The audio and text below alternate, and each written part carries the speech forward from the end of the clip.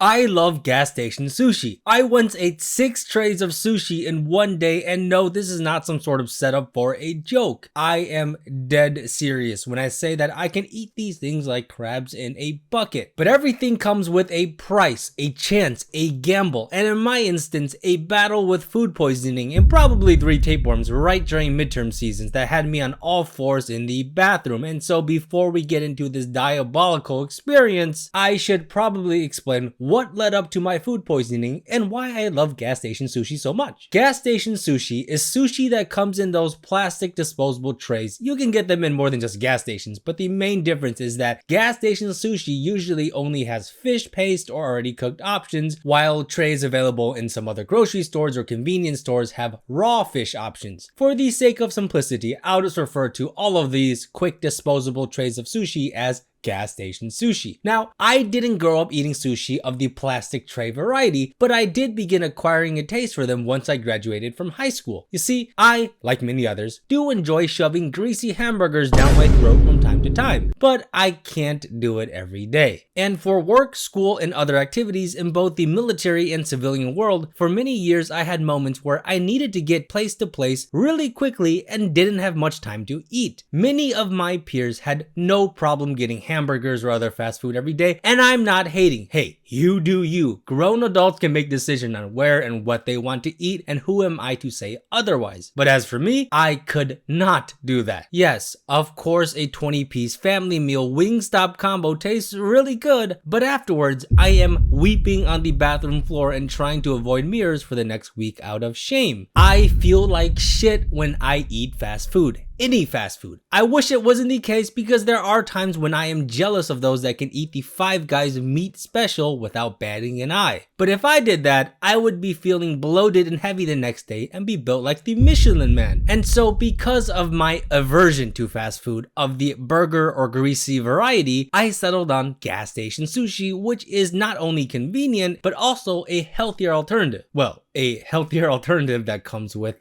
risks. And so for many years, I would constantly be eating gas station sushi whenever I didn't have time for anything else. Did it get boring? Not really, to be honest. I mean, there are many different flavors to choose from. The only downside is that sometimes you can't tell which ones are fresh until you buy it. And while I'm not sure how it works on the back end, I'm pretty sure that these trays of sushi are supposed to be replaced like every day or every other day, something like that. But hey, for the longest time, I had no issues. Leading up to the story, I easily already had something like 500 trays of gas station sushi, which probably means a 500 tapeworm battle royale inside my stomach, but in all seriousness, I've never actually had any stomach problems until the day of the incident. And so on the first day this story occurs, I was working on a side film project near Ontario, California. It was an evening shoot, and Ontario to the USC campus is around an hour's drive, and since I am a studious student at USC going for my Bachelor's of Science from the Business and Film School, I had a whole bunch of midterms coming up the following day and week and was in a rush to not fall behind on anything. So at around 8 p.m. the side project I was working on wraps up and I start heading back to campus. I am tired and honestly just want to get back to my place and fall asleep because I had to be up early the next day. So I go to a Circle K for gas and snacks when I see the beloved gas station sushi. I don't want to say the brand in case I get sued, but I will say that this is the only time I ever had a problem with this brand of gas station sushi, and it may or may not start with an M and typically have an orange label for their products. That's all I'll say. I got 2 spicy crab rolls, 2 California rolls of those trays, and also an Arizona iced tea because why not? And before someone says that that's not real sushi or there's better sushi options available, yes, I am well aware. It's just out of convenience, right? So I sit in my car, eat the California rolls, and I decide to drive back and sip on my Arizona and commence to eating the rest of my spicy crab rolls when I get back to campus. Nothing crazy happens. I wash up and I go to bed for the midterms the next day. The first thing I remember when I suddenly wake up is the pillow I was lying on being soaking wet. In fact, I actually thought that maybe I had left like a water bottle or something open and it was leaking onto my mattress before I felt my face and realized I was cold sweating like crazy. Keep in mind, all of this is in the span of 10 seconds. And so as I'm trying to get oriented, I go and reach for my phone when I'm hit with a wave of nausea and there is shooting pain in my abdomen that feels like when you're long distance running and you get a side stitch, except way worse. Now, we have the power of hindsight. We know that I have food poisoning, but keep in mind, I did not know that at the time. And so some of you are probably saying, bro, you had gas station sushi. Do you not think it was obvious that you had food poisoning? But remember, this is not the first time I've had gas station sushi. In fact, I should receive the gas station sushi achievement medal for how many of these little shits I've eaten. Also, I pride myself on having an iron stomach. In real life, I am whatever the opposite of a picky eater is. And I don't mean that superficial like, oh, I love pasta, but when I'm feeling really adventurous, I'll try spaghetti. I mean, if you genuinely came up to me with a leaf full of fried dancing cockroaches that you claim is part of your cultural delicacy, I will actually give them a try out of both respect for your cultural delicacy and also out of curiosity. And after a few crunches,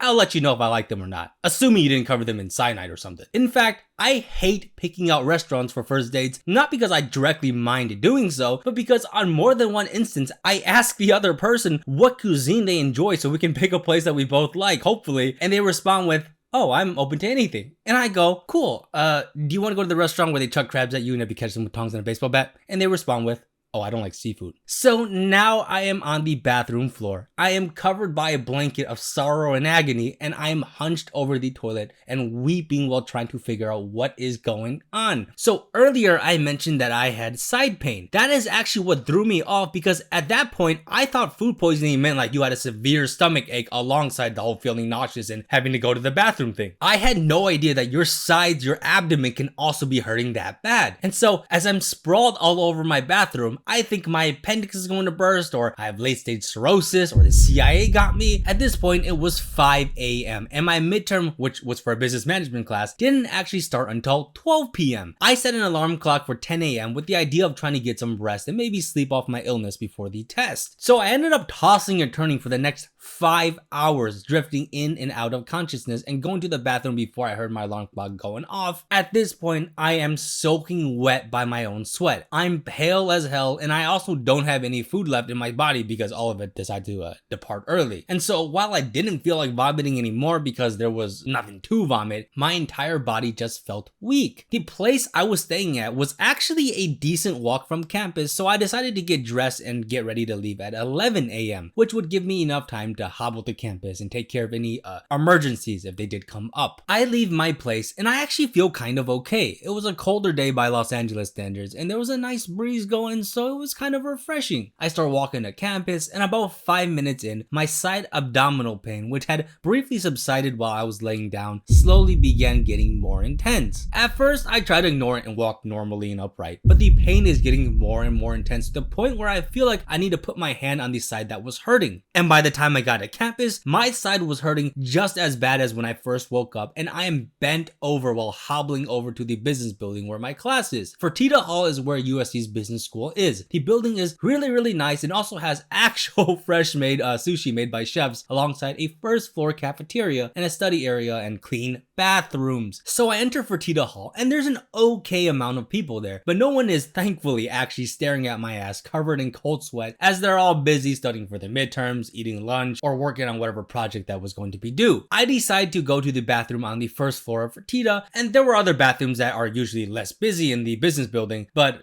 I had to go. So, and it was also between classes, so there weren't that many people trying to go to the bathroom anyways. I get there, do my thing, wash up, and make sure I don't look too crazy, and I was in there for probably around 15-20 minutes or so when I hear a flood of noise that indicated that whatever classes were going on had ended and people were going to be flooding the hallways and the bathroom. My class is on the second floor, and so I figured I would linger around the bathroom until class was about to start. That way, if I had any additional emergencies, I would be in a convenient spot. I decided to go to class 5 minutes early so I can take a seat and get settled, but when I entered the classroom door, pretty much the entire class had already sat down with the same idea, and I just remember people just staring at me as I was covered in cold sweat and an immense amount of pain. Now, as I am sitting down and waiting for class to start, the air conditioning must have been set on max in this building because once the AC started blowing on my damn clothes and I stopped moving, I began to start quivering. And by quivering, I don't mean hand shaking little from a can of Celsius. I'm talking about teeth chattering, cartoon level quivering that came in waves. I'm not sure if I started shaking because of the cold, because of my food poisoning, or a mix of both, but also keep in mind, I still had my abdominal pain. And so here I was, cold sweating, shaking, hunched over, and pale as hell, trying to hold it together, when thankfully we started the exam on time so I can sooner rather than later get the fuck out of class and hit the bathroom. Oh, I should have probably stated earlier too, the reason why I didn't email my professor to postpone this test was, one, it is kind of a bad look emailing your professor on the morning of the exam telling them you can't show up, but at the same time, USC professors were amazing, and so was the professor of this class. No, this is not USC ad. The professors I had truly were great. The second reason is because I had already spent days reviewing for this midterm, and this was not my only midterm, and the last thing I wanted to do was to keep pushing off this exam and having to keep restudying all my materials so I don't forget them. I would rather just take this exam right now, not worry about it, and then focus on whatever else I had coming up. So we start the exam and the entire class goes silent, obviously, as we are taking our midterms, and that is when I knew I may have fucked up coming to class. You see, while my abdomen was the physical part of my body hurting the most, my stomach had been making weird noises all morning for obvious reasons. I didn't think too much about it until I got to class and it got dead silent, and the only thing the class could hear was my stomach rage baiting me. Keep in mind, this class is 2 hours long, and while the exam itself wasn't as long, it was still a lengthy exam. We are allowed to use the bathroom during exams, with the caveat that we need to leave our phones behind and all that and not cheat, but the teacher wasn't gonna just let us accidentally take a number 2 in our chair. But the additional catch is that if you do take a bathroom break, that eats into your exam time. And this was a decently hard exam, so I had a lot of incentives not to use the bathroom if I could avoid it, and instead my plan coming into this test was to tough it out and take the exam as fast as I could and then do whatever I needed to do. Well, that was easier said than done, because the moment my exam started, my stomach also started speaking to me. Now, for anyone whose stomachs has made weird noises before, which I'm pretty sure is everyone watching this unless you're not human, you know that when your stomach makes weird noises, it is sometimes really loud for you, but you're not sure how loud it is for the people around you. And that's the thing. Every time my stomach made a weird ass noise, it sounded like someone set off an M80 underneath some Tupperware. I felt like the entire class was listening to my stomach and I was losing my mind. By the time I was halfway through my exam, I didn't give a shit about the noises my stomach was making, because now I also feel lightheaded. And it didn't help that I didn't eat anything that day, or much the previous day to be honest, although I don't think I could have held down my food anyways. My side was still hurting, although sitting down did help, but more so, I felt the urge to go to the bathroom again, and I was only halfway through my exam. As for everyone else in the class, someone actually did ask me if I was okay earlier when I sat down, to which I told them I was fine, but other than that, and a few glances in my direction every time my stomach started chanting cadences, everyone else was just locked in into finishing their exams, which, hey, fair enough. And by the time I finished my exam, I had to go to the bathroom so badly, I straight up hobbled to one of the upper floor Fertitta bathrooms so that there was less of a chance of someone coming in while I was tweaking out. I used the bathroom afterwards, but I lingered in the stall because I wasn't sure if my nausea would come back, or if it would stay away, or if I would get lightheaded again, when I suddenly hear someone clearing the throat in a, hey, are you done with the bathroom kind of way. Now, I have no idea who the fuck this guy was or where he came from. And it's not like he did anything wrong, but I did not hear the bathroom door open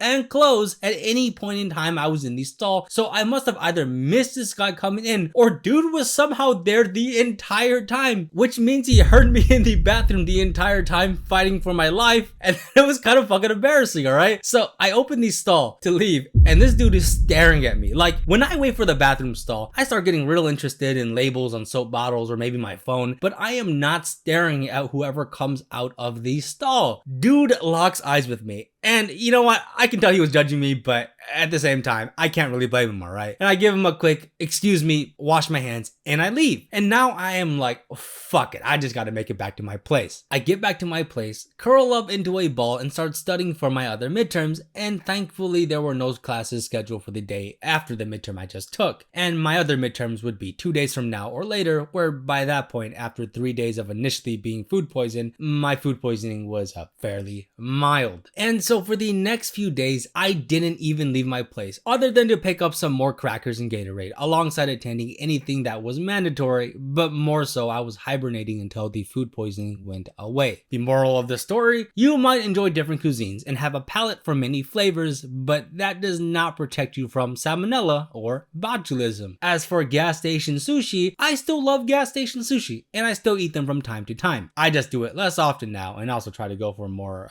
fresh options like Costco sushi. Thank you so much for watching and making it to the end. If y'all want more stories, please let me know, and hey, check out my other videos where I do more than just stories and y'all might just enjoy those too. Like and subscribe only if y'all want to, but more importantly, stay safe and bye.